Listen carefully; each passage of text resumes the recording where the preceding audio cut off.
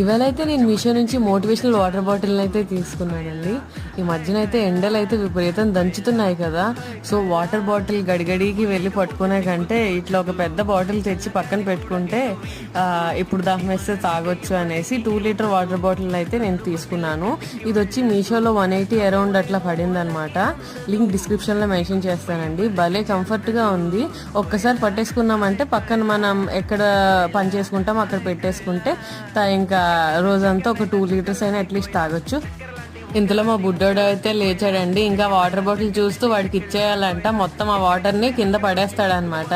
ఇంకా వాడి వేషాలు చూడండి. నేను తాగుతుంటే వాడికి ఇచ్చేయాలంట. ఆ బాటిల్ అంత వెయిట్ కూడా లేడు వాడి వేషాలు చూడండి.